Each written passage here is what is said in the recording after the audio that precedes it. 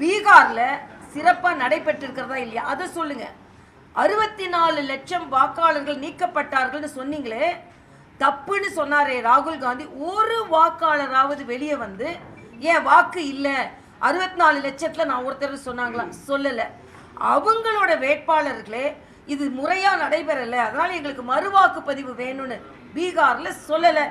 ஆக களத்துல இருந்த யாருமே அதற்கு எதிர்ப்பு தெரிவிக்கல. அப்பனா அங்க சரியா நடந்ததுன்னு தான். ஏன் ராகுல் காந்தி தோற்கடிக்கப்பட்டார்? ஓட்டு திருட்டாங்க சொல்றாங்க. ஏன் ஓட்டிங்க தானே இருக்கு, ஏன் ஓட்டிங்க தானே இருக்கு, ஏன் ஓட்டிங்க தானே இருக்குன்னு எல்லாரும் நினைக்கிறாங்க. டெல்லியில ஒருத்தர் ஓட்டு போட்டுருக்காங்க, பீகார்ல ஓட்டு போடுறாங்க. ஒரு வாக்காளர் ஒரு வருஷத்துல எத்தனை ஓட்டு போடலாம்? இல்ல ஒரு 5 வருஷத்துல எவ்வளவு ஓட்டு போடலாம்?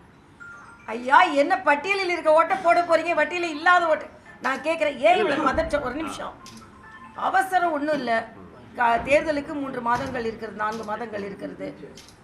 கரெக்ட் பண்ணிட்டு தானே தேர்தலை சந்திக்கணும். நீங்க கள்ள ஓட்டு போடுவீங்க, அதுக்காக 2026ல் அவங்க அதை விட்டுட்டு கள்ள ஓட்டெல்லாம் போட வச்சுட்டு, இறந்தவங்க ஓட்டெல்லாம் போட வச்சுட்டு, நீங்க ரெட்டை ஓட்டெல்லாம் போடுவீங்க, கள்ள ஓட்டெல்லாம் போடுவீங்க, போட்டுட்டு 2026க்கு தாண்டி தேர்தல் நடத்தணுமா? இல்லை. எந்த ஒரு நிகழ்வு நடத்தினாலும் அதுக்கு முன்னால சரி செய்துட்டு தானே நிகழ்வை நடத்தணும்.